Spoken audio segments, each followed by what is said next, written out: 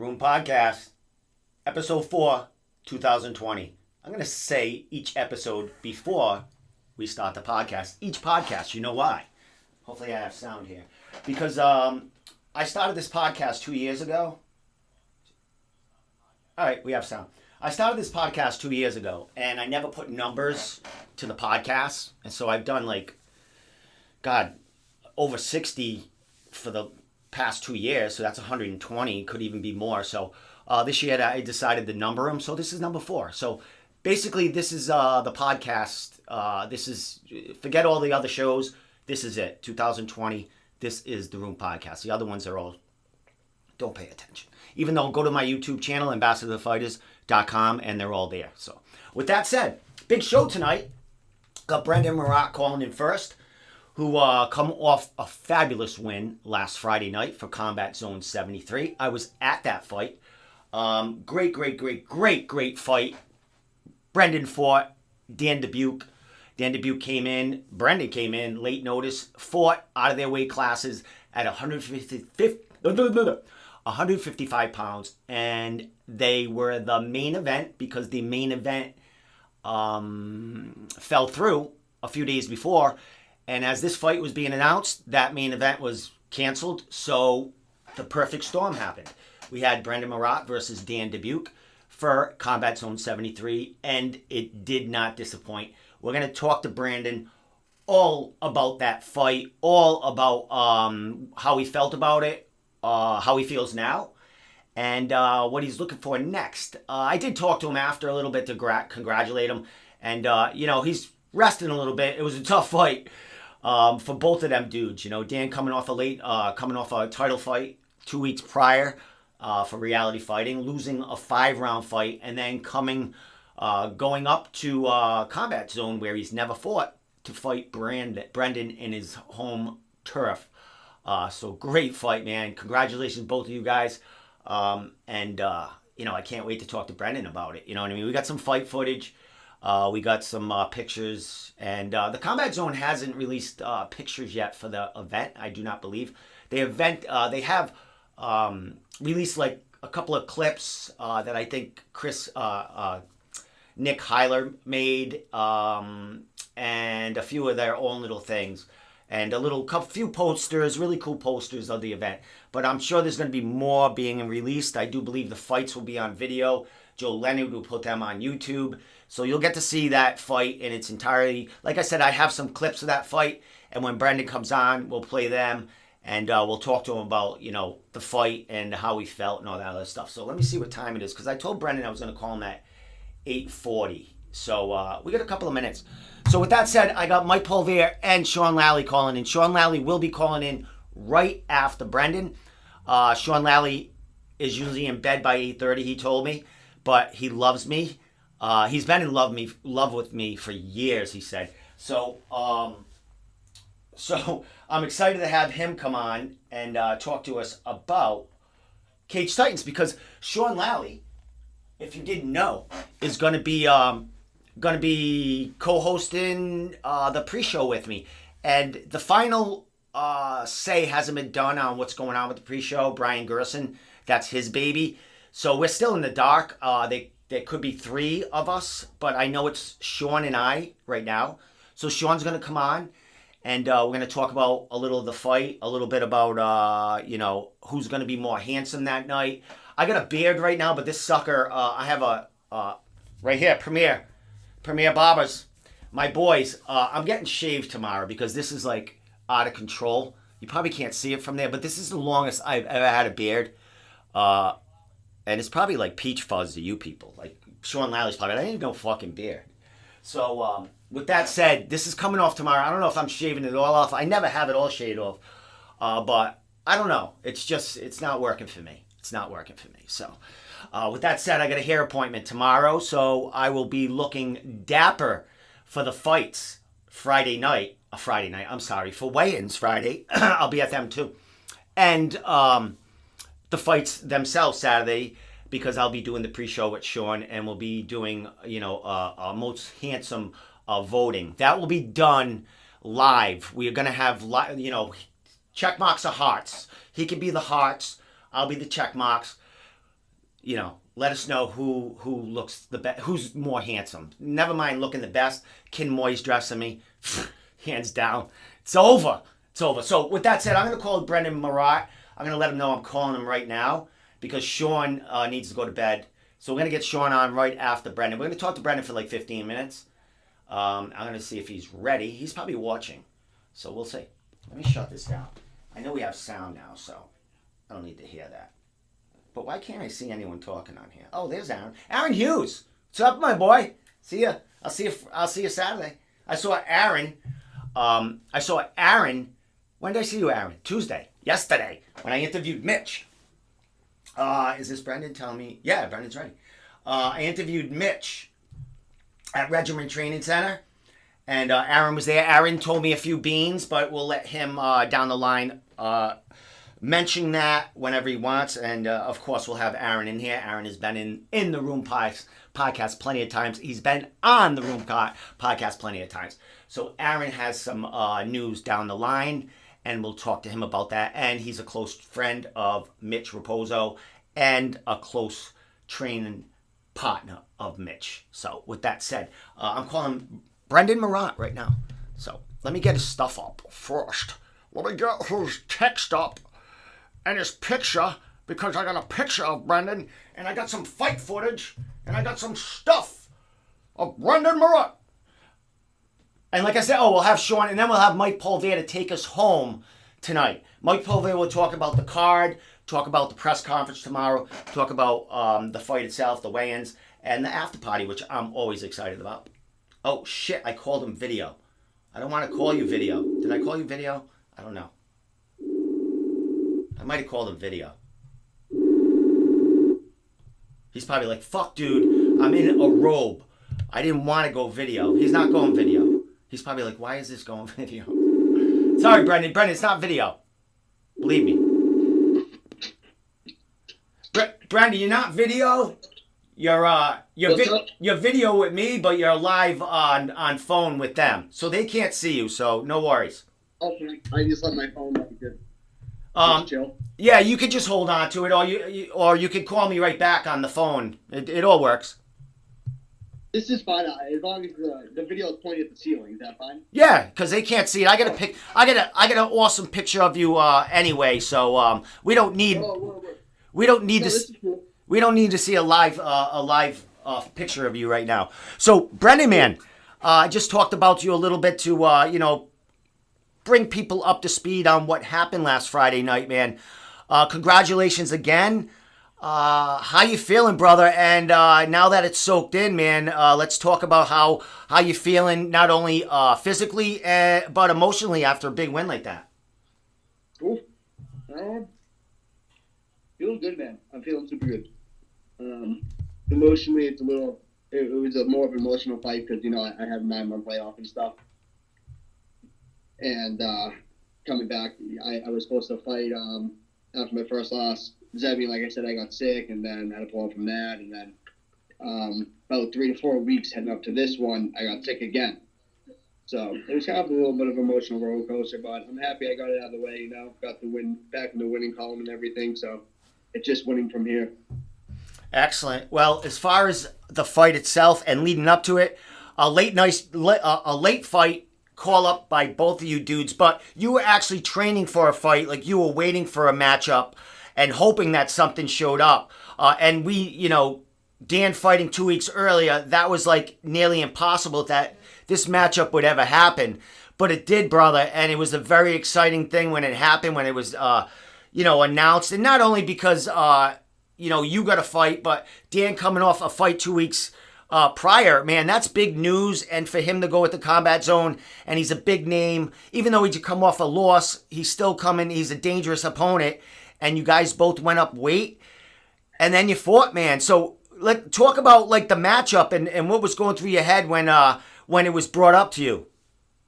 Yeah, so like you just said, man, we were trained for the fight and stuff, and a little under a month, like I said, I got sick and stuff, but the doctor said, in a couple weeks we'd recover and I'd get my cardio back. So we were still training, staying ready, and then when I got the call, like I said last time we talked, I did not expect Dan DeBuke's name to come across my desk because the guy fought, and it was 5-minute rounds, and it was a war. But I'm happy he took the fight and everything. It was great. We both got to jump up a weight class, and we're still the same size. We're both 145, so that was super nice. But yeah, definitely, I did not expect his name to come by my desk, but I'm happy it did, and happy and everything. Excellent. So as far as the fight itself, my friend, a 3-round war, split decision. Dude, talk about the fight. I mean, you know Dan, and Dan knows you, and it was a very respectful lead up to the fight. I think I interviewed both of you leading up there, and you guys very respectful of each other. And the same thing happened in the cage. I mean, there was some smiling. It looked like a fun fight. Is that how it went to you? Was it one of the most fun fights you've ever had? Yeah, absolutely, 100%. Dan, he's super, super, super respectful, super nice. At the end of round 1, we're going at it, and then he's like, "Yeah, baby, that's a fight." End of round 2, he's, "Yeah, baby, let's go." Like, this guy, this man loves to fight. Truly, just loves brawling. But it was a good fight. It was good. It was a nice pace and everything. He's a super, super tough dude. Ferocious strikes and volume. I'm more power guy. But it was good. I learned a lot from him and everything. And I said that this is a fight where I show everybody that I'm not just a striker, that I have a grappling game. I think I don't know, 6, 7 takedowns, I think. Yeah. I defended takedowns, put me against the cage, I reversed them. So that's definitely what I want to show in this fight, that, no one's going to bully me grappling anymore. It's just not going to happen. But overall, the fight with Dan, man, that guy, he's a class act. It was a blast. I got nothing from smiles out of him, even after I punched him in the face. The guy's just, he's a nut, man. He's an animal. Hey, dude, there was one time that you hit him with a knee. I think it might have been like not a big flying knee, but I think it was kind of you left your feet to hit him with it, and it connected, I do believe. And he gave you a smile, and you guys gave tap gloves right from it. Is that kind of what happened? You hit him with a nice shot. Yeah. Like I said, man, I hit the guy, and he just laughed it off. And I think it was the knee, and then I think I hit him with a spinning elbow as well. And I'm pretty sure, I gotta watch the video when it comes out, but I'm pretty damn sure he just looked at me and smiled and was like, "Yeah." I'm like, "Dude, you nut." Well, but he's a tough dude, man. Yeah, and you knew that. And Brendon, the game plan you had, like when we talked before the fight, or in the interview, you were speaking about the fight prior that you had, that you lost the decision, and it was basically because you were out wrestled. And you said that, you trained your ass off, and you were gonna make sure that you were never gonna get out wrestled like that again. And that's exactly what happened with this fight. I mean, not only was there striking, but in the grappling exchanges, dude, like you said, all them takedowns and the control, you had his back, you had a choke, you had, you had kind of him locked in a rear naked choke. Where was that? Like, as far as Dan has never been finished. So what were you feeling when you had your hands, your arms around his neck? Yeah, I knew I'd get the best of him in the grappling exchange and everything, wrestling. But as far as finishing with a submission, I know we fought some tough submission guys like Manny Bermudez, and even he couldn't tap him. So on that rear naked choke, I had it in. It was sunken in deep, but I just didn't have my hooks in. So I really didn't think I was going to finish him. But, the last 15 seconds of the round, I'm going to control him here. But if I got the submission, awesome. But like you just said, no one's ever finished this guy, and I know he's super tough. Excellent. Well, as we're talking right now, there's some clips playing of the fight. And, it's a few minute clip. So during this thing, I think we capture everything you kind of were talking about as far as the kicks and that knee that you hit him with. And Brendon, there was one time, I don't know, was it the end of the second round when he had you against the cage and he was hitting you with a bunch of shots. And yeah. you were had your gloves up, and how were any of them getting through, or were you just waiting for him to kind of get done with what he was trying to put you away, and then go from there? Like, what was going through your mind when he was going at you like that? Yeah, He's a, like I said a little earlier, he's a high volume striker and everything. And I've never fought a guy that puts out, not one, two, three punches. Like he's following up with five punches, when he throws. So when he had me against the cage, I'm not trying to put it down or anything, but I was not hurt, and that that's the honest truth. He walked me down a little bit, and he's still throwing punches, and I was like, oh, he'll stop. And then I ran out of cage space, and he's still throwing. I'm like, no, he's not going to stop. So yeah, only a few of them honestly got through, and they weren't damaging. And as he's throwing, I can hear him, breathing a little bit heavier and heavier with every shot. I'm like, all right, I'm just going to sit here, let this guy tire out a little bit. Wasn't the best idea. Then I saw the ref step towards me, so I threw, a right hand. Like, yeah, I'm not staying in there. No, I wasn't hurt in that exchange. He was landing a few as they came in, but it was more just to see if I can tire up a little bit. Excellent. And, after that exchange, you locked in, it looked like a guillotine. Was that like close to one? After all that, and then you waited your time. So you were planning that really well. When you dropped down there, were you surprised that you were able to grab his neck after that, or did you know he was going to be a little gassed from throwing all them bombs? Yeah, I knew he was going to be a little bit gassed. Like I could hear his breathing, but I used a lot of guillotines in practice and everything. I've been practicing a lot ever since I've been working on my grappling more. But he's just so quick to defend something. It's like the second I put my hand in there to grab on his neck, he was already tucking his chin and everything. So I really didn't have it locked in. I was really shocked. He's quick to defend. Yeah, and watching Dan in his past, almost every fight that hits the ground, a fighter ends up getting him in a kind of a dangerous spot. But he always, reverses it, gets out of it, turtles up, shakes you off. You were on his back quite a bit. Did you feel that? Did you see kind of like what we see in these fights? Like he gives up his back, but holy shit, these people can't stay on it. Yeah, it's really the guy's like a bull, man. You might get on his back for a minute, but he's gonna get out eventually. He's gonna buck you off. I got a teammate just like that, Jeff Silva. We train countless hours together, and he's the same way. No matter what you do, he's gonna wiggle out of it somehow. Now, and that's just how Dan is. He's gonna get out of it, or he's gonna defend it super, super well. Excellent. Well, Brendon, even though Dan's coming off a couple of losses in a row, he's a big name. Is this your biggest fight? Is this your biggest fight to date? Yeah, definitely 100%. It's even bigger than my last fight with Adley. Yeah, I can't say it's not my biggest fight. Dan's fought for the, Real Bell. He fought for a big belt in CES, and he lost a split decision even to their champion at the time, Bruce Boynton. So I can easily say this is my toughest fight to date. And, I definitely think it solidifies my name more in New England as well.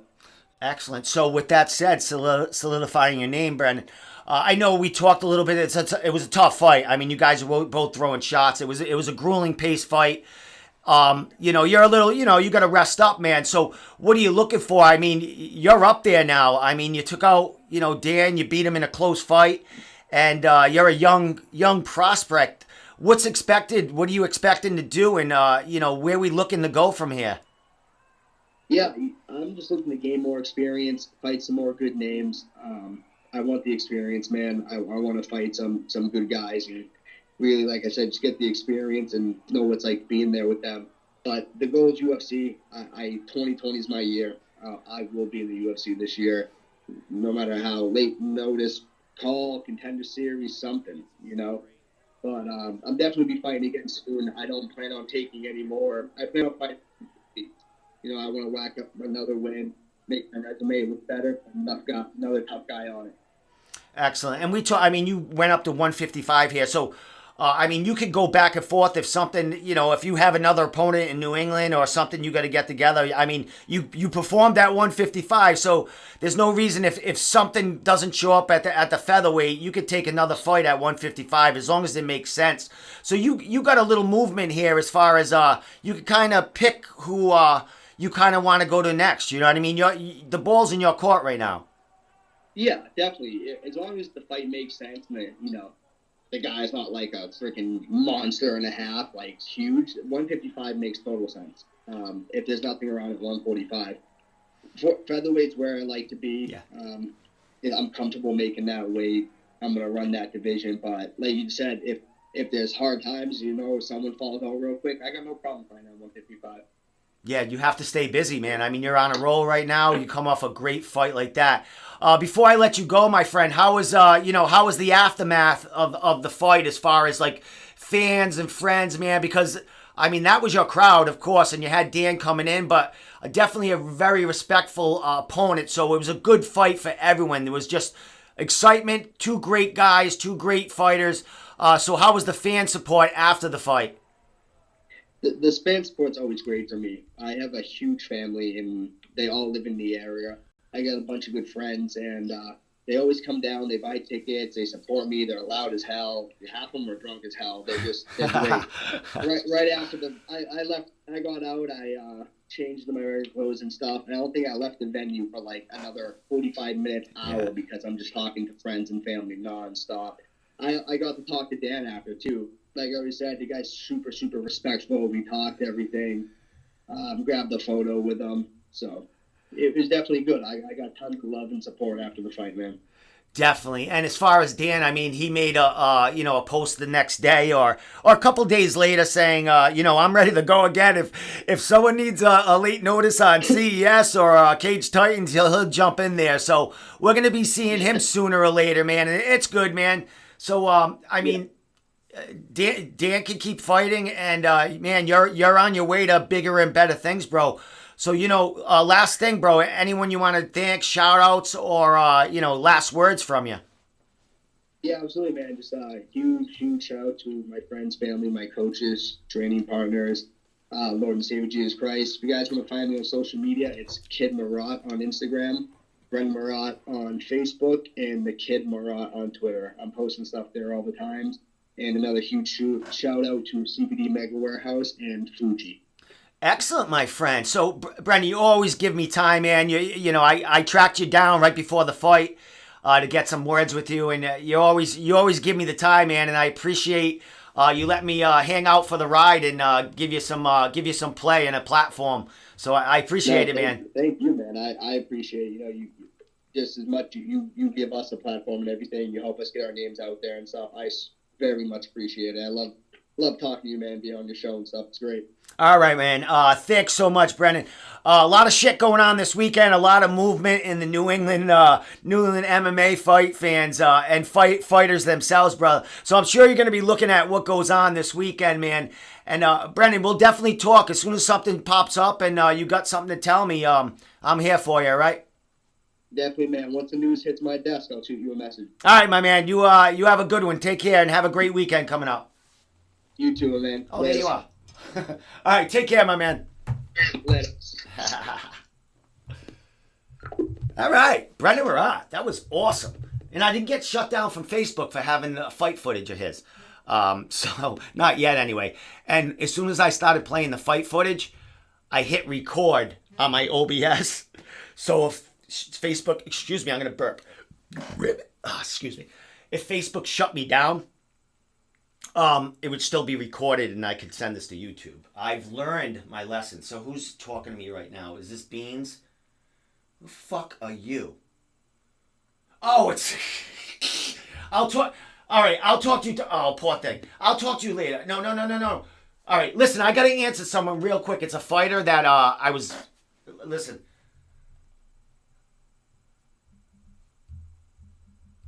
I got to just tell him, no worries, I'll see him tomorrow. This is important. I tell him I love him too. All right, I had to tell him I love him. All right, sorry. Fighters come first. Sorry. All right, so Sean Lally is my next guest. And I did speak about Sean beginning of the show. Sean is going to be co-hosting with me tomorrow. Not tomorrow. Why do I keep saying that? Friday. Not Friday. Saturday. So sorry. I'm confused. Saturday, the Cage Titans pre-show. I don't know what time it's starting. There might be a third person along with us. I don't know yet. It's going to be announced. All I know is the two handsome fellas are going to be together, young and old, and handsomer. All right, I'll give him that. I mean, I took the young. So, all right. With that said, I'm going to call Sean Lally right now. See if he's ready. He is ready because he wants to go to sleep. I told him 9 o'clock. So he's probably going to be like, fucking dude, let's go. All right, let me find him. There he is. I'm going to say, ready? Shit, I just hit my... All right, here we go. So Brendon Marotte is a beast.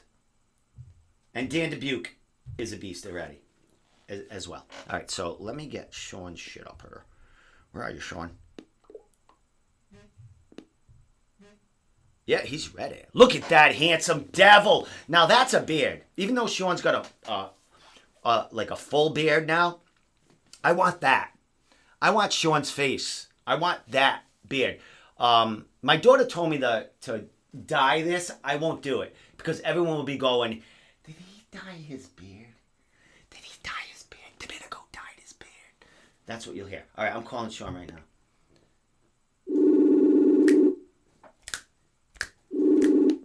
Steve Domenico. What's going on, my man? The unpredictable one himself. What's up, Sean Lally?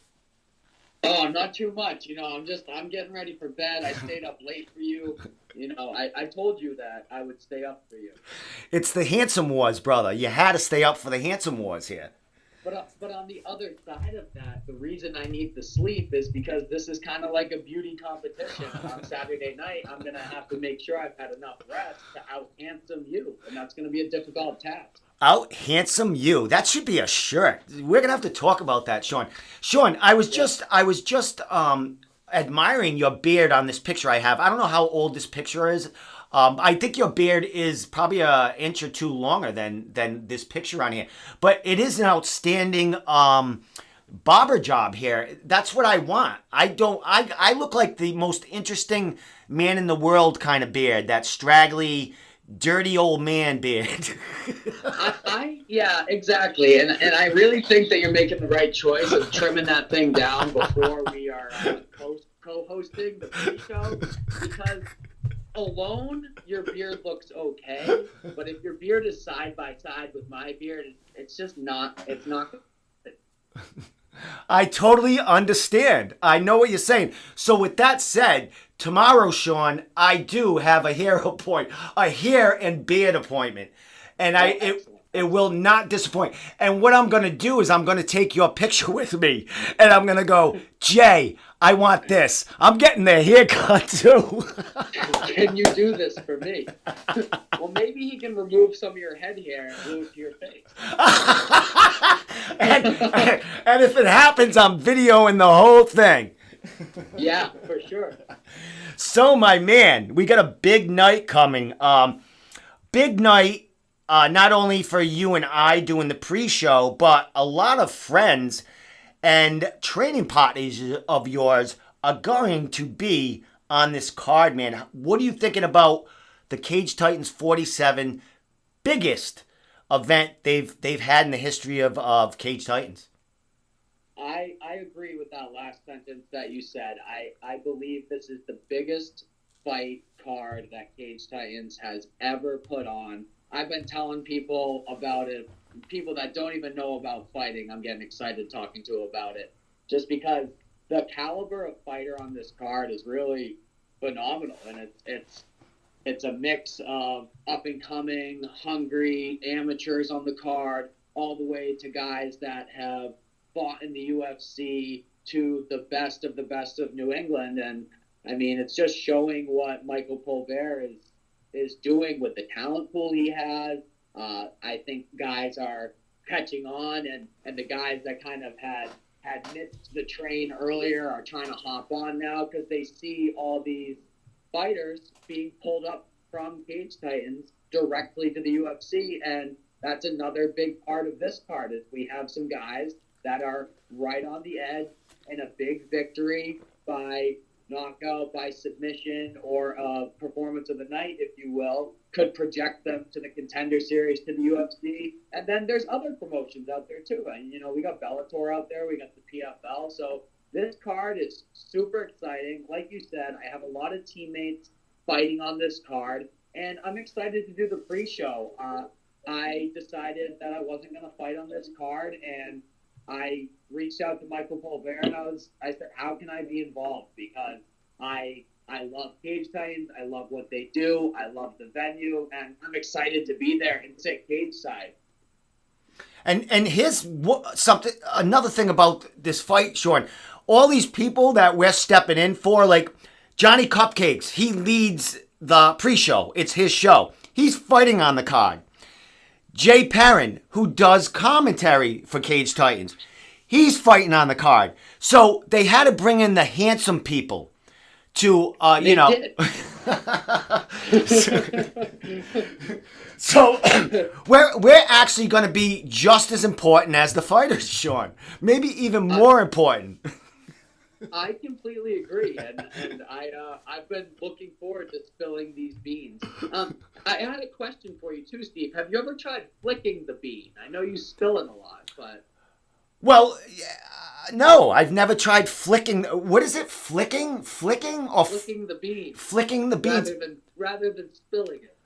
Well, I can flick a bean like a hint. Like instead of spilling the beans, it's like giving the whole thing. So maybe this can kind of be a lead up to spilling the bean. Domenico's starting to flick the beans, people.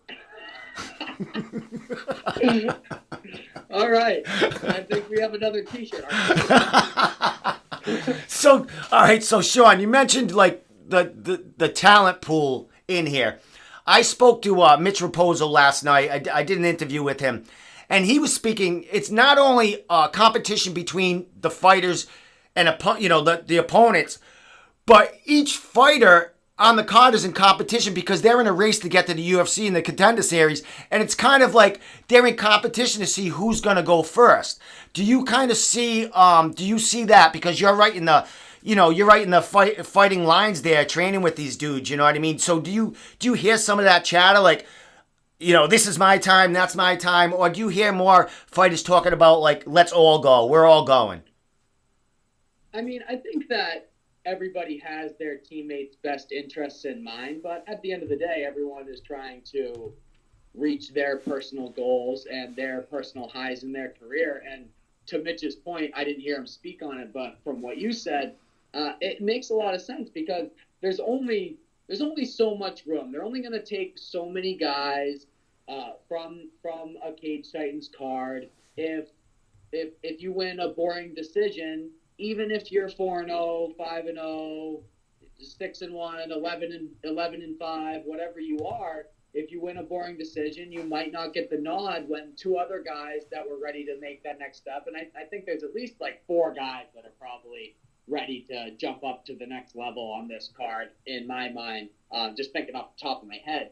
But basically, you got to win, and you got to win in some sort of fashion that's going to separate you from the herd. Because at the end of the day, we all know that we're in the entertainment business. So if you're not good looking as hell and knocking some motherfuckers out, you might not have a chance to get there. You got to be exciting. You got to stand out. So that's a big part of this card on Saturday night. Now, Sean, we talk about like the main card and, the veteran fighters of Cage Titans and, some big names that, fought out of Cage Titans and are fighting at Cage Titans now. It's not only the main card fighters because these fighters were the pre-card, you know what I mean? These were the undercard fighters at one time. We got a bunch of studs on the undercard as far as like potential. I mean, on the main card, I mean, we got Mitch Raposo, we got Gilbride, we got Jacobs, and all these new pros that have only been, pros for the last year or two. And then we have the amateurs that are, starting to break through who are either halfway to making it to pro or on the cusp of, maybe having their pro debut in April or spring or summer. Do you feel that too? Like Mike Polvere is not only creating, fighters to go to the UFC and the big shows, he's creating the pool that's going to take the place of these fighters that we may not see again.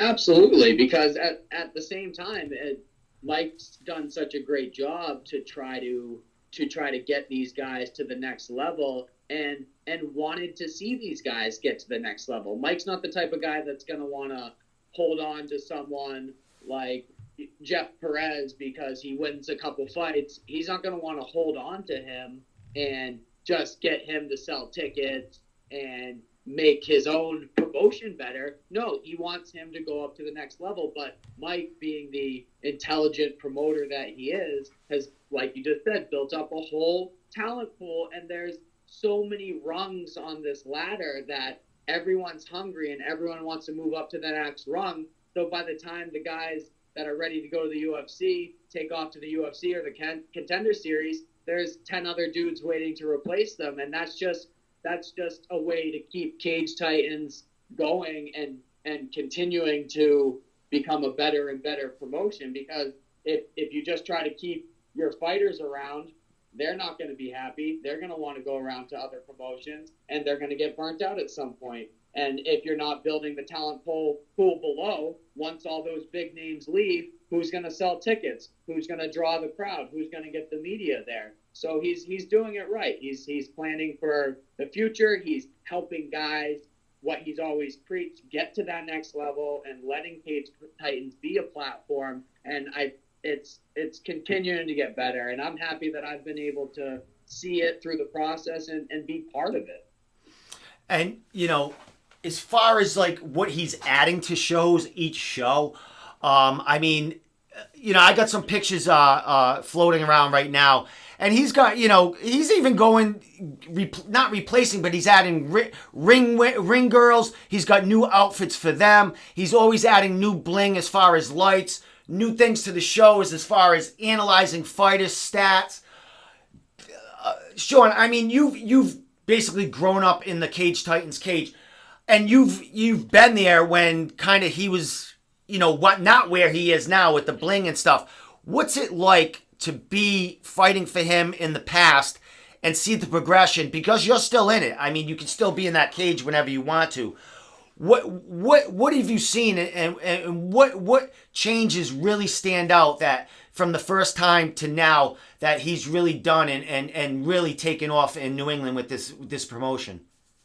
Like you said, it's all in the details. It's every show. I mean, so my first fight for Mike was, I'm getting all my like 5-year memories popping up. I was an 0-1 pro. I hadn't fought in 6 years. So I started my career 0-1 because I took a fight when I was 18 for $400 because I wanted beer money, and I got choked out in the first round. And then, so that's still on my record. And then 6 years later, I signed a fight with Mike. My first pro fight, I think it was, well, my second pro fight, technically. I was 0-1. And I fought a 2-2 guy in, I want to say 2014. And so throughout the years, I've fought 10 professional fights for Cage Titans. So I've seen it mostly in the details and the small things, but it's been multiple small things every single show that have added up so much over the years of just tweaking, fine-tuning. And Mike always had the right idea, and Mike always treated the fighters right. And what I think he really did was whatever money that he made through this promotion, he turned around and he reinvested it, whether that was in being able to pay guys a little bit more to bring those bigger names on, to draw more attention, to things like you said, the lights, to signing with Flow Combat, to getting those first guys breaking into the UFC with like Manny and JoJo. And I was one of the first guys that got onto the Contender and that whole wave. And now it's just kind of like, it's just flowing, and everything is just continuing to build. And now that he's got that momentum and he's got the right people in place to help him accomplish his dream and his vision of Cage Titans, it's all really starting to fall together now, and it's great to watch. Yeah, and it's not only the promotion and what he's doing with the bling, it's the eyes out there that have been paying attention to Cage Titans, and the media now is starting to flow in as we see a lot of Flow Combat It's the best league in New England. Yeah, right? There's no question. It's better than CES. It's better than Combat Zone. No offense to any of those guys, but I believe Cage Titans is the #1 promotion in New England. Definitely, it's the farm league now. Now it is the gateway promotion now. You know what I mean? It is that. It's developing talent. It's definitely got it all. You know what I mean? They're sending them off, developing them, and now it's got Muay Thai too, Sean, and that's part of the card. We won't get too much on that, but there are some crossovers. We got Jeff Joy, the amateur bantamweight champion. He's doing some Muay Thai. His coach is doing some Muay Thai. You got Sean Schubert back, who was on the first ever, fight night. What was it? I can't even think anymore. Sorry. Yeah, over at Pins, right? Yeah.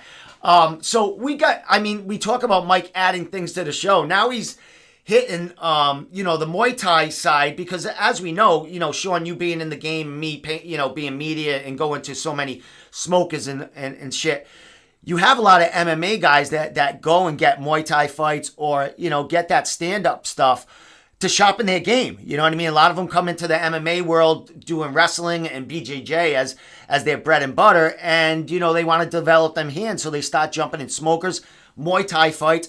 Now Mike's doing it all. He's giving them the grappling, he's giving them the Muay Thai fights, and he's building it all together to kind of, God, he's like a world of his own of martial arts.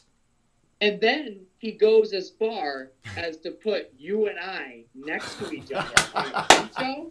I mean, this shit is just it's unbelievable. Dude, he should have waited to the 50th show. That would have blew everyone the fuck away. I mean, at that point, that's just maybe we'll come out on a float or something for the 50th show. Yeah, for sure. So Sean, I know you're gonna get beauty rest and stuff, so I'm gonna ask you a couple of more questions. For sure. One is, it's fight week. Well, we're almost a fight, but it's been fight week. What goes through a fighter's mind when fight week hits, when Monday hits? I know there's weight cutting and all this, but the mind changes. What goes through a fighter's mind come fight week? So I think a lot of fighters deal with fight week differently. Everyone has a little bit of a different mindset. I personally, as I get closer, I become a little bit more relaxed. I kind of know that all the hard work's done. I enjoy fight week. If I don't have to cut a lot of weight, I actually enjoy fight week. I enjoy the process. I enjoy kind of knowing that I put in all the work. I'm hopefully mostly injury-free, because you always have the stresses leading up to a fight. When I'm like four weeks away, I'll picture the walk. My heart will get racing. I'll be like, fuck, I signed up for another fight. Now I gotta get in the cage and fight somebody. And I'll have like those types of thoughts. But as I get closer personally, I become a lot more relaxed. I don't think about the fight that much. I just kind of go through my day-to-day motions. And I really don't get wound up much till like about an hour before I fight, personally. But everybody's different. And I think the more times you take that walk to the cage and you go through those steps, the easier that whole process becomes. I mean, it's always stress, and you always have those nerves. But what I've talked to some other guys about who have voiced their nervousness to me in the past is it's okay and normal to be nervous as a fighter. It's just all how you channel that. And if you're able to channel that in a positive way and to the cage and let that those nerves are good. If you're not nervous, I feel like something's wrong. It's just your ability to be able to harness those nerves and use them to your advantage and not against you. Excellent. Well said, my friend. There's one of your friends, I would imagine, Mark Saucier, says you should be a commentator or something huge, because you are making some great points. But he should know, and I do imagine he does know, that you are a sports motivational kind of speaker. You're a coach. I mean, you train people. So, of course, you're going to talk well. And the thing, we're going to blow people away Saturday night, Sean, because not only do you talk well, you are a handsome man. So I don't know if people can take the show coming up Saturday. So Well, we're gonna find out. I'm just hoping that the system doesn't shut down, that we don't lose electricity in the building. we hey, There's other hey, problems listen, that could arise. listen. But Steve, Yeah, go we ahead. were talking about some Muay Thai, and I just want to flick the bean a Oh, little okay. Oh, nice.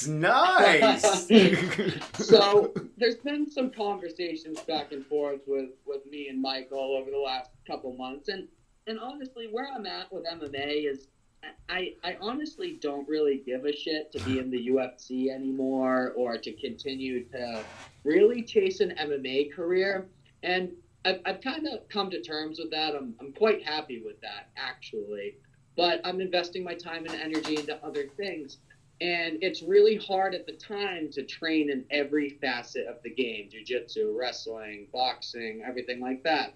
So me and Mike had a couple conversations, and word on the street is that we possibly could set something up where I'm wearing 4-ounce gloves, another guy's wearing 4-ounce gloves, and we're in a cage with some professional Muay Thai rules in April, but that's not confirmed nor denied yet. Thank God no one can see my gestures and how I'm touching myself because I have your pictures floating through right now. But what you just flicked a couple of beans at me, my friend. A couple of beans at me. I love it. I love it. I love it. It means I get another interview with Sean about fighting down the line.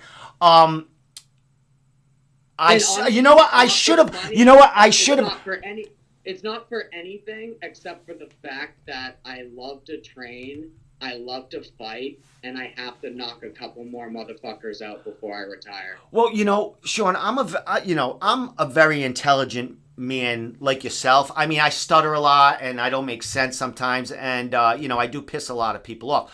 But I was kind of putting two to two together today because I saw you throwing kicks with the world Muay Thai champion.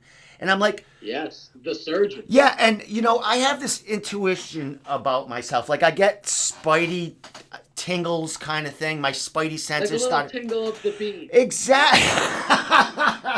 So I'm like, I've told like promoters in the past or like media, when you start seeing a fighter online working out a little bit or showing like things you haven't seen before, or if they haven't been online in a while or doing much training on Facebook or something, and they start showing training footage or maybe kicking and, training a little bit, with the world Muay Thai champion, Chip Marazapola, my spidey senses were tingling. So is that a gentleman there that will be giving you some skill lessons leading up to maybe this this flicking of the beans? Yeah. So there's definitely no potential matchups, and I could go one way or the other. But this is something I'm thinking about and considering, and very well could make that move come April. And me and Chip, I'm training with Chip now every week. I'm doing private sessions with him. I keep myself in shape. I get sparring in. So I'm staying sharp. At any point, I could crank it up and fight somebody in 6 to 10 weeks, at really any time. But yes, me and Chip, I'm training with Chip every week now. I'm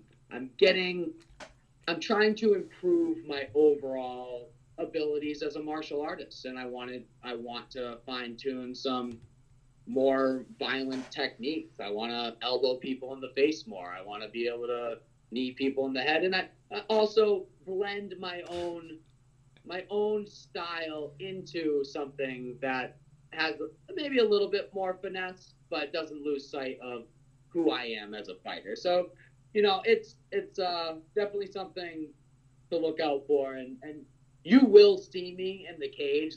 There's no doubt about that. And with that being said, we'll just leave the bean alone for now. All right, my man. Well, last thing I want to ask you, my friend, is color coordinating. Is there a hint? What are you wearing? Is there something that some hint do? All right. Do we need to coordinate a look, or are we just going winging it and we're just going to look beautiful and surprise each other? Wow. It's kind of like It's Wow. He says. when I usually have words for everything, Steve, but you really just have caught Well, me off I guard. studied through the whole fucking thing. What do you want? Well, I don't. It's like, don't they do something with weddings where you get like a first glance or something? And other times, We'll you just Snapchat have to it. wait. You have to wait until you walk down the aisle to see. I think that's what we should do. I think we should like leave a little bit for the unknown, a little excitement. Like, hey, I wonder what Steve's gonna wear on Saturday Oh, night. I love it. I love it. I want a little surprise. All right, and we'll have someone video it when we do meet and our eyes catch. So with that said, Sean, last thing I want to tell you is Brian Gerson is an awesome producer of the show. He's a little nervous wreck before the show, but it all works out. It's really good, and he did inform me there might be another person joining us. So there, we could have a threesome. I don't know. But the cool thing about it is they are not going to be as handsome as we are. You and I are the... Watch some fucking Adonis come in and shut me right out. Two young guys. Domenico's out of the picture. Oh. Overshadowed by young handsomeness. No, I think we'll be all right. Yeah, dude. As far as I know, it's just you and me, but we'll see if anyone else pops in. All right, my man. Sean, thank you so much, my man. Appreciate it. It was good stuff, man. Always have a good time chatting with you. And we're going to have a ball Saturday, man. We're going to blow it out of the park. And, man, we're going to have a real good time. I'm looking forward to it, my man. And I will talk to you soon. I will see you on fight night. I can't wait to see your outfit. All right, my man. I'll see you. And thanks so much for calling in. And good night, man. Get some more beauty tonight. And some rest. Rest. Peace. All right, later. All right, with that said, Sean Lally. Great conversation with Sean Lally. Fucking great conversation with Sean Lally. So, let me get Sean's picture down. That was awesome. Sean's fabulous. I mean, like I said about Sean, excuse me, you follow Sean online, unpredictable.1. The unpredictable1.1. I think that unpredictable. Let me go. Wait a minute. I don't want to screw up. I'm gonna get his picture back. Where is Sean's picture? It is the unpredictable.1. That is on Instagram. I would imagine it might be the same on Twitter. I don't know, but as talking to a lot of fighters in New England, they don't use Twitter that much. Twitter is more of a media kind of back and forth thing. A lot of UFC, like the big honchos use that. And I don't use Twitter. I connect to it. Like when I post to Instagram, it automatically posts to Twitter. But I never really go to Twitter. I guess I should use it. But Twitter's more like go fuck yourself, blah, blah, blah, blah, blah, blah, blah. It's like tweeting. I like memes. I like shit like that. I like putting, Twitter don't do it for me. Unless I get it, I can get it. I don't know what the fuck I'm saying. So that said, Mike Polvere is going to be calling in like a couple minutes. Someone's messaged me. But I was on the meme. So last week we had the Cowboy Cerrone and the Conor McGregor fight. And, there's a bunch of shit said about, Conor, Cerrone, looking like shit, 40 seconds, blah, blah, blah, blah, blah, blah. He threw the fight, blah, blah, blah. You guys are all stupid asses. Cowboy Cerrone's got a broken nose, and I do believe a fractured orbital bone. You don't get that throwing a fucking fight, all right? And another thing, somebody on, I'm not going to mention because they're blocked on Facebook now. So, no one knows how to spell fucking Connor's name. Even people were like busting other people's balls for being on Connor's bandwagon. We're spelling his name wrong. You're even worse idiots than the fucking people that are jumping on the fucking bandwagon. And I got yelled at because I corrected somebody's spelling of Connor's name. They told me, oh, thank you, go fuck yourself. They said. Then they told me my podcast sucks. But evidently they're watching because I didn't even mention the fucking podcast. So with that said, I got Mike Polvere calling. Oh, my meme. So here's my memes on that. So this was award winning. These things went viral. The fucking Walking Dead one, that was awesome.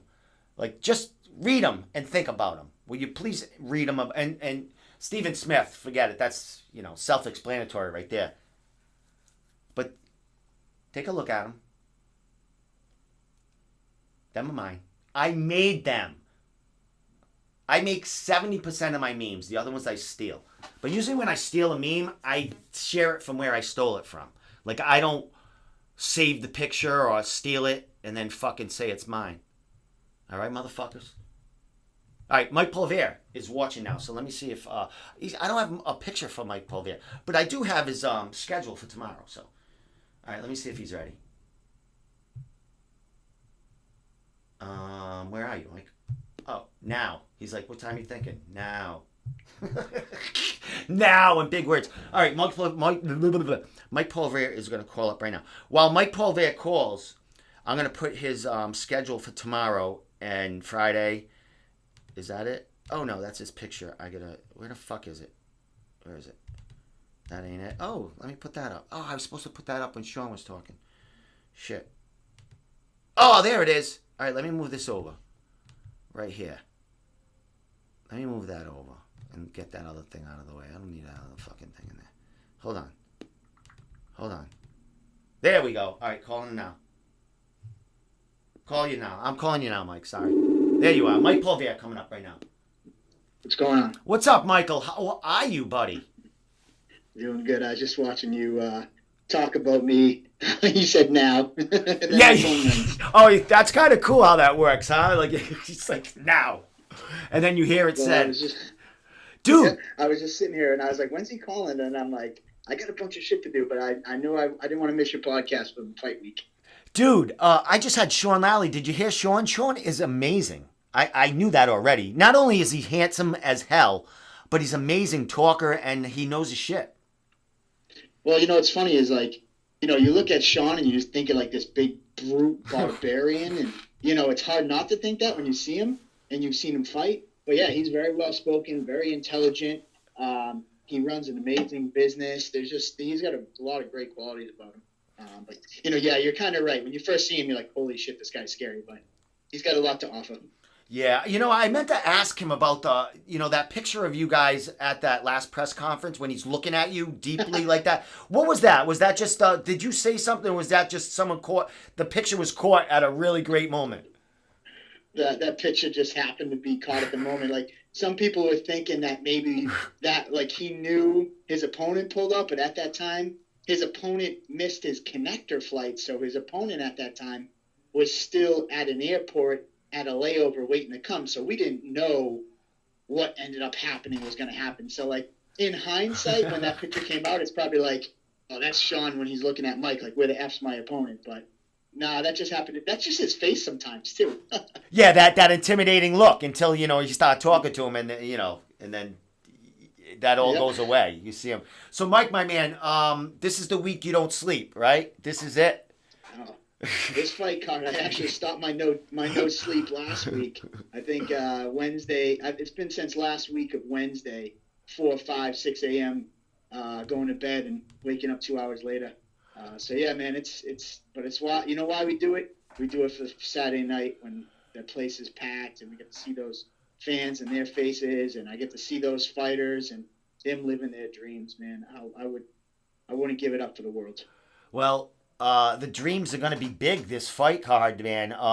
Lots of fight. I keep been saying it in the interviews and just like posts. We're not going to be seeing some of these fighters after Saturday, except for coming back as fans and watching the new generations and the new guys or girls making it to the show. Some of these fighters are going to be gone, Mike. Man, let's talk about a little bit about the main card and the importance of this card to some of these fighters.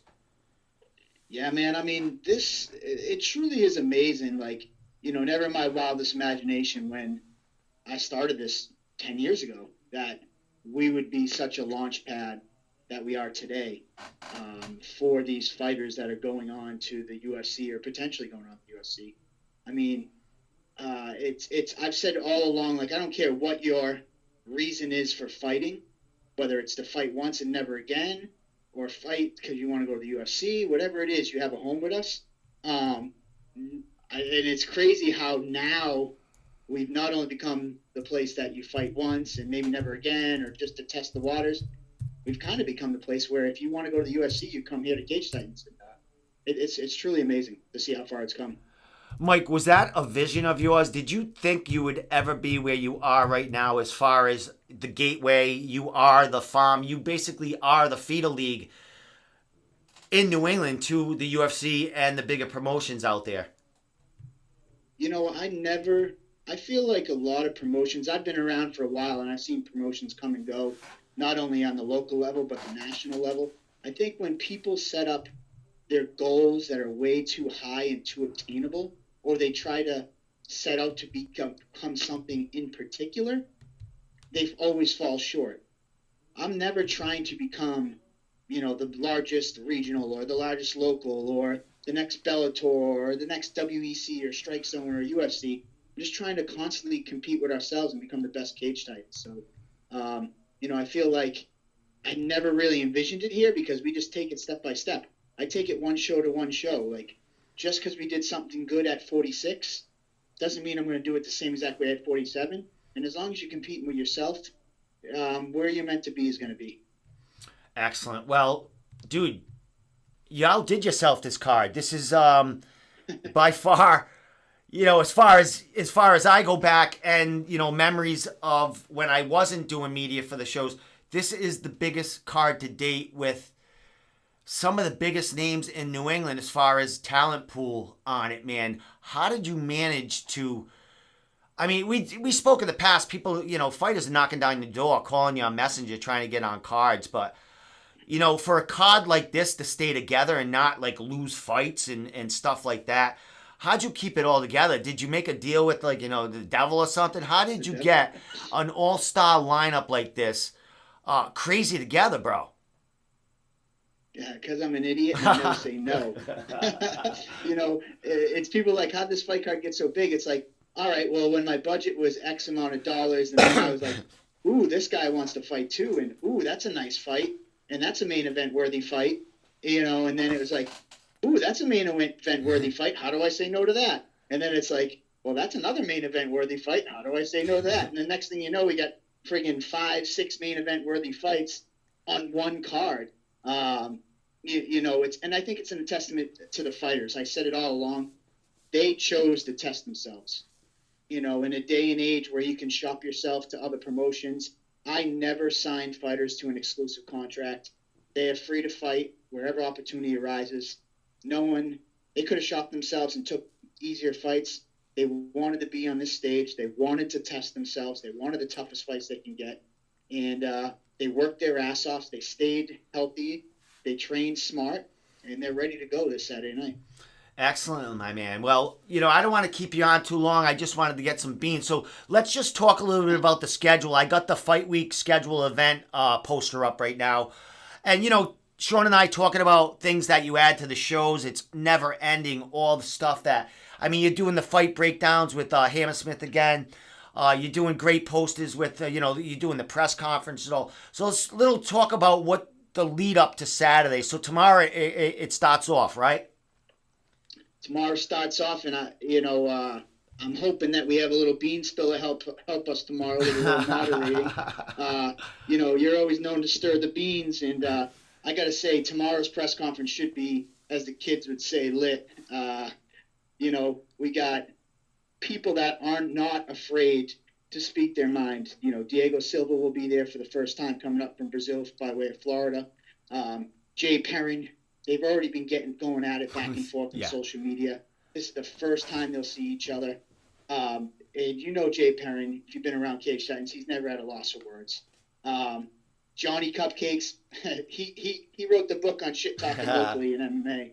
And he's going to be there with his opponent, Jeff Perez. Jeff's not much of a talker, but I'm sure Johnny will get it fired up. Plus that dynamic of Johnny and Jay Perrin and Jeff's being Perrin's training partner. And then in the main event, we have Tateki and Kin Moy going to be there. And Kin has made it no secret his distaste for Tateki.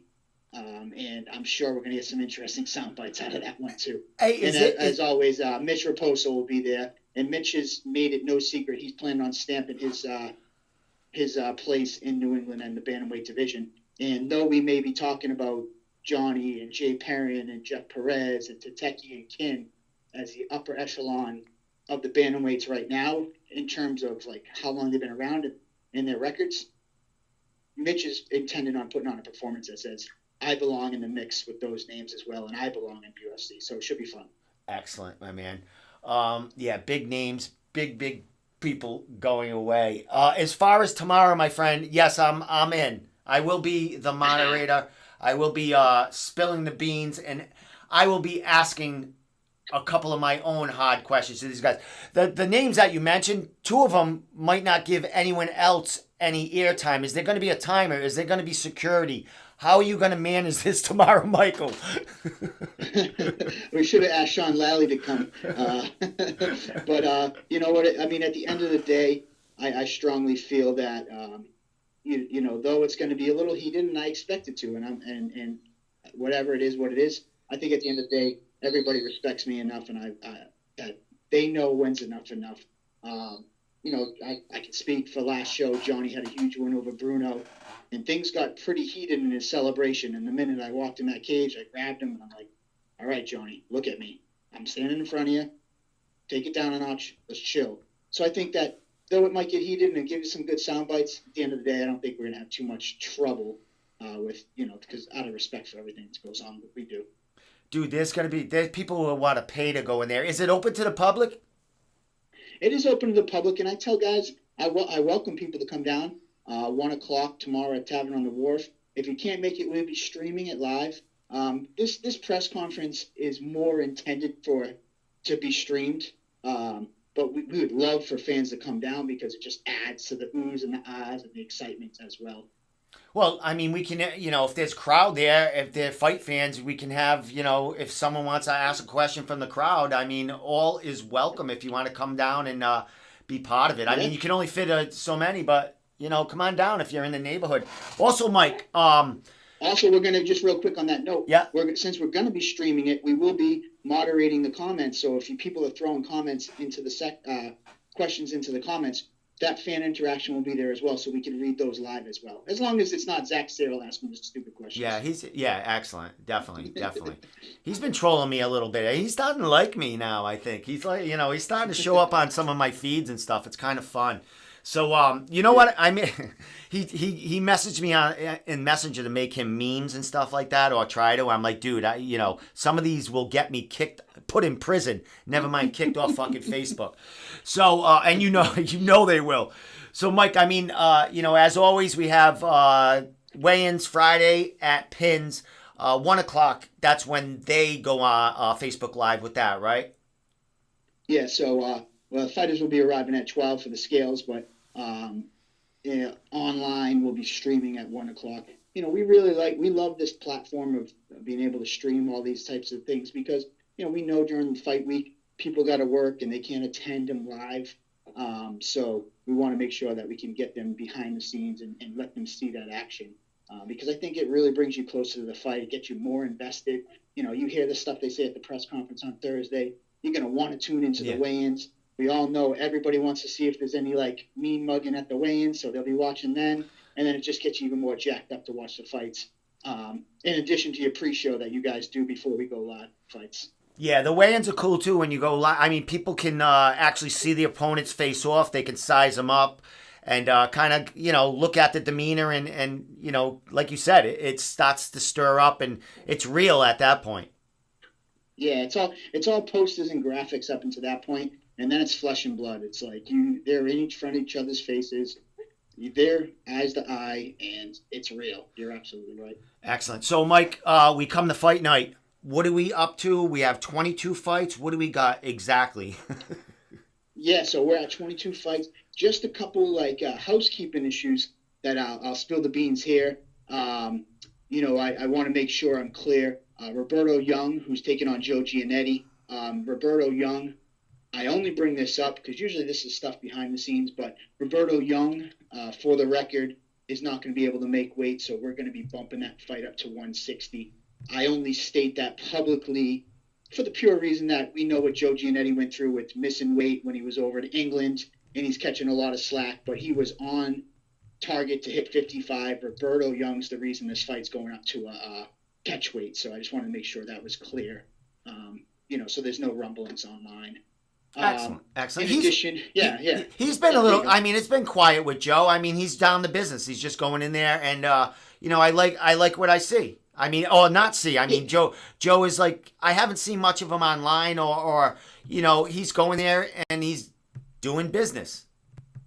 Yeah, and that's what got him. That's what got him there. I mean, ultimately, what got him to the Ultimate Fighter is lowering his head, training hard, fighting every show, and winning. And that's what he seems to be getting back to in 2020 is lowering his head and just is staying the course and getting busy and hopefully winning some fights for himself and see where it places him at the end of the year. But I wanted to make it a point, not only just overall in general, so that there was no questions as to why the weight change. Because I know he does get some slack. He has some haters. He has some people that are huge fans of his. He's got some haters, but from my mouth to you guys, that's the reason they'll catch weight, nothing more. And then lastly, a little bit of a slight disappointment, but Cleveland McLean, who's taking on Mitch Raposo, he will not be getting on the plane tomorrow to come here to fight. Unfortunately, he's been trying to shake a sickness, and he came down with bronchitis. And that's a super unfortunate thing. As we talk about Mitch, this was a big fight. He was taking on the 22nd ranked bantamweight in all of the United States. But we wish Cleveland a speedy recovery. We understand, he sent us the hospital discharge papers. It's a legit sickness. We're going to reschedule that fight for April. But lucky for the fans, Mitch is still going to be able to compete. We've been in talks with Ron Leone. And Steve, you might know him pretty well. He just fought at Reality. He picked up a huge win over a huge prospect in Tim Flores. The fact that he got that feather in his cap, taking out a former heavily touted amateur prospect who was a pro, that's a huge feather in his cap, and he's going to be trying to do the same thing to Mitch Raposo now. Excellent. Yeah, he's fought a lot of New England talent. He fought Justin Valentin, had a real close split decision, and a lot of people feel that he won that fight. Justin, he pulled it out, but fight that much talent, and then like you said, that last fight, he's fighting the prospects, Mike, and he's kind of got that. He's in that seat to try to take out the prospects, and I interviewed Mitch yesterday, and like the news broke right before you came on the show about Mitch. It doesn't matter who is in front of 244 today. 244. Yeah, it doesn't matter who's in front of Mitch. He's confident he'll take out anyone. Mitch is confident he's the real deal, and so when the call came in and this fight was Mitch's original opponent went out. How long did it take you to get this going to get him on stay on this card? It's okay. It's kind of crazy. So like Mitch is originally supposed to fight a guy from Glover Texera School, and about 2 weeks ago he pulled out. And instead of trying to get an easier opponent, when Cleveland McLean came up, Mitch is like, "All right, I want the toughest guy you got." And he jumps up and takes on Cleveland McLean. It's so crazy how the world of MMA works. And literally this morning, I posted Fight Week schedule on Instagram, and I get inboxed at about 9:45 by Ron Leone, and he goes, "Any last minute opportunities? I'm here for you." Like punching emoji. Now that was at about 9:45 this morning. The crazy part is today Mitch was our Instagram takeover fighter of the day, so he had our Instagram this morning when Ron Leone sent that. Long story short, about 2 o'clock, I got a message that Cleveland was going to go to the hospital because he just wasn't feeling any better, and he wanted to, make sure he was okay for his flight tomorrow. 2:45, I got the message. Here's my prescription. I got diagnosed with bronchitis. I messaged Ron Leone.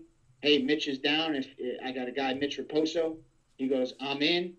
The only issue is I can't cut to 35 on 24-hour notice. Would he come up to 45? I messaged Mitch's coaches. They said, let's talk. I think by 5 o'clock they were in. And then when you and I talked, I said, I'm just waiting on a contract from Ron. And probably about 45 minutes ago, I got the contract from Ron. I got all his paperwork and I got all his medicals. And pending tomorrow's approval by the athletic commission at 9 a.m., we got to fight. Boom, Mike.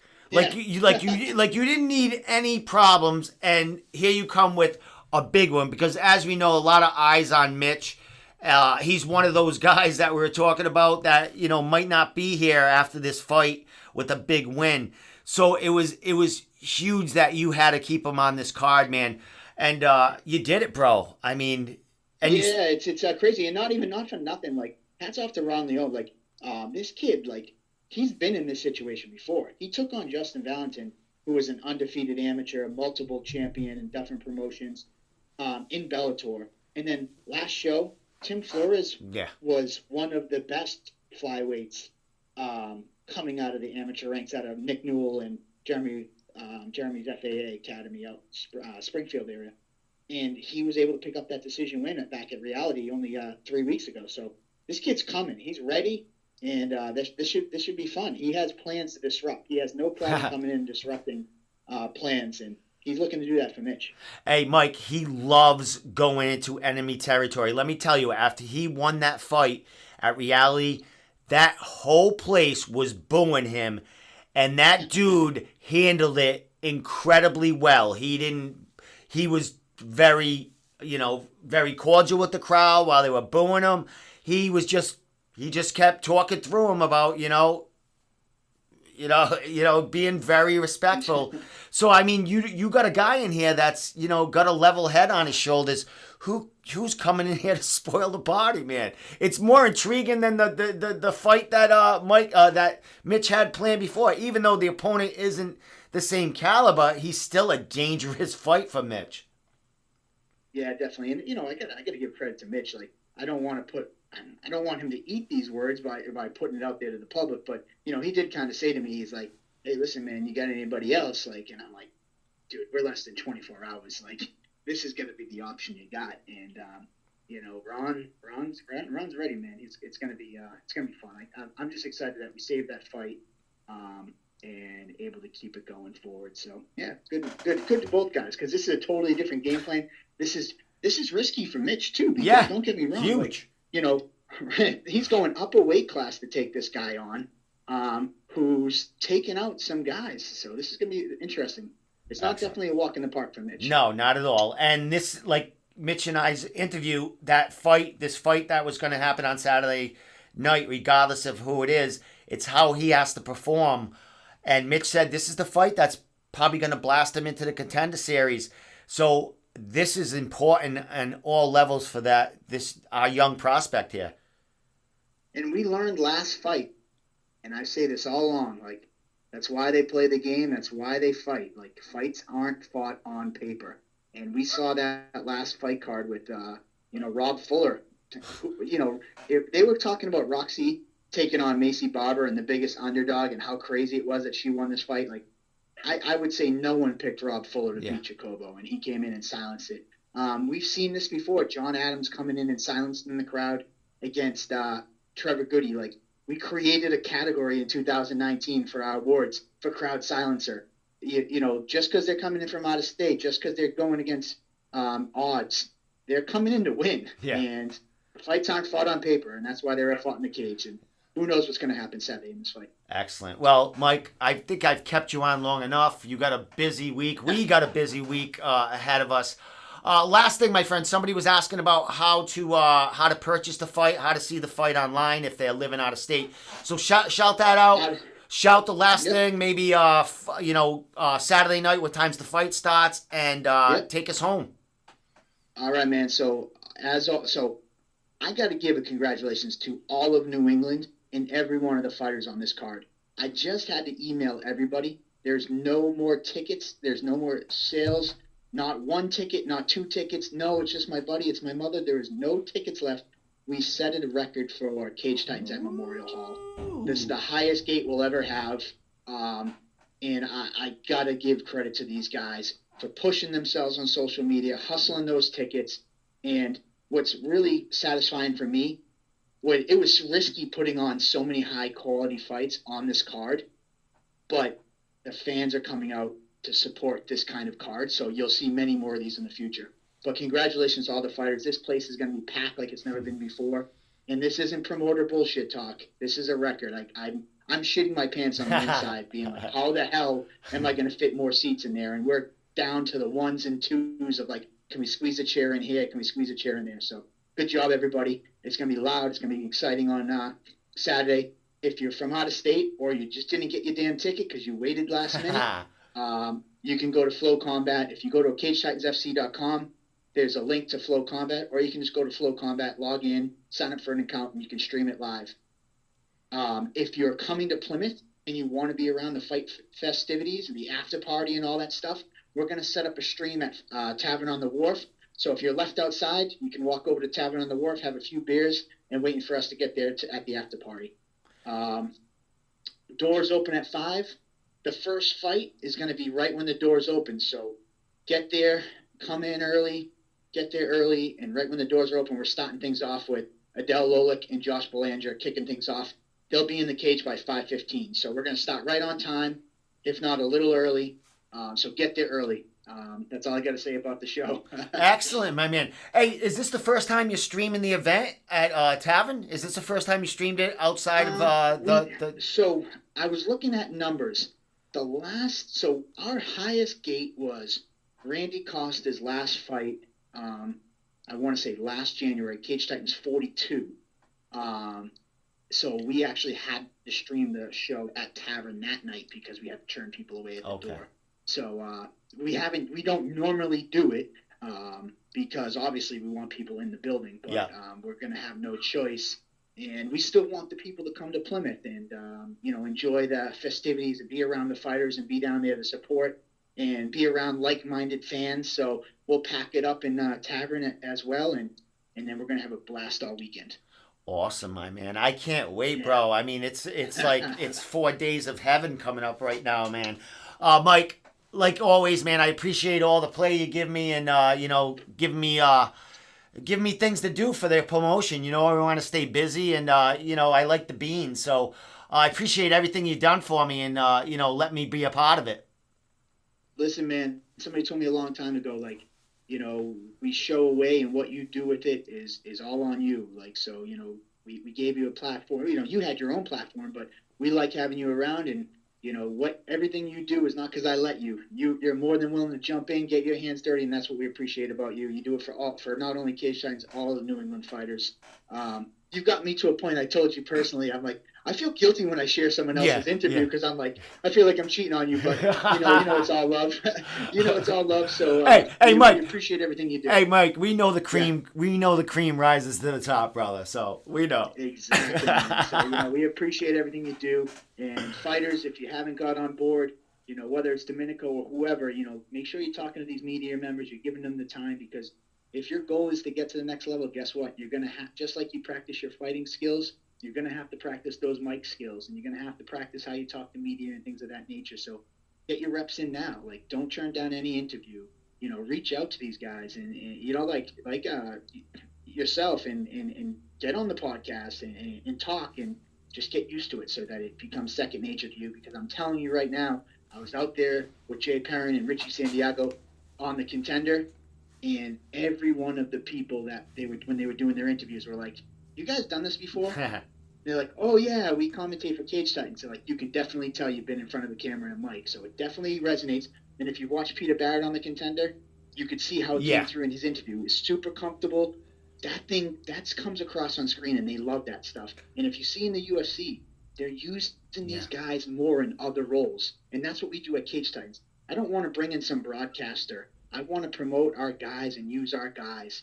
And you've seen it with like Paul Felder and Dominic Cruz and Daniel Cormier. They're getting roles outside of just fighting. So we want to be able to do that same thing on the local level for our fighters. So getting that mic in your face and start talking. Excellent, my man. Well, Michael, thanks for calling in tonight, and man, I'll see you tomorrow at the press I'll conference. see you tomorrow. I'll see you Friday, and I'll see you Saturday. Fucking, hey, you're gonna be sick of me. I might sleep in my car Saturday night. You might see me Sunday morning. Nah, we got extra rooms at my house. You're always welcome. I know, man. I know you take care of me. All right, Mike. I'll see you tomorrow, man. And thanks so much for calling in. And congratulations on the biggest Cage Titans of Cage Titans history, man. Congratulations and great job, bro. Congratulations to you and all the fighters and all the fans. I can't wait for Saturday. See you then. All right, my man. Have a good night. You too. All right, Mike Polvere, Cage Titans promoter, matchmaker, owner, media mogul for them, and there's a big team behind it, like Brian Gerson, the photographers, Martina, Andy, Richie, everyone's behind Cage Titans. It's a big group event, big family that makes the train keep going and growing. It's huge. So last thing I want to say is thank you to everyone that called in tonight. Brendon Marotte, you were awesome, bro. Can't wait to talk to you down the line, see what's going on with you. Big things for you. Sean Lally, always a pleasure, man. We're going to have a ball fucking Saturday night. A big ball, man. We're going to blow people away. The handsome devils are going to be glowing Saturday night. And that's about it. So tomorrow I'll be at the press conference. Friday I will be at weigh-ins broadcasting from there. And Saturday I'll be at the fights doing the pre-show. And I'm sure in the next couple of days there'll be more info when that starts. Remember, Mike said that the doors open at 5 Saturday and the fights are starting at 5:15. So I'd imagine the pre-show is probably going to be around 4 o'clock sharp. So with that said, thank you so much everyone for tuning in. This was the second podcast of the week.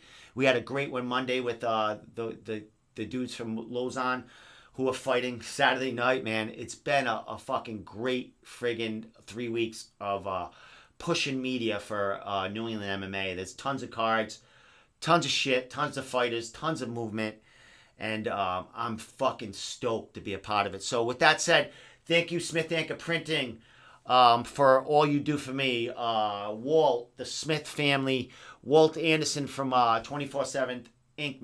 magazine, and all my fans. Follow Ambassador of the Fighters, follow the Room Podcast, Google them, you'll find them. Follow me on YouTube, follow me on WordPress. Check my shit out. Not all of it's really that great, but a lot of it is, and it's for the fighters, and that's my deal. So I'll see you at the press conference tomorrow. So tune in to Cage Titans tomorrow, their Facebook page. Just tune into them, follow their page, join it, like it, and then you'll get all updates because they are the gateway to the bigger and better things for these fighters. So with that said, thank you and bye.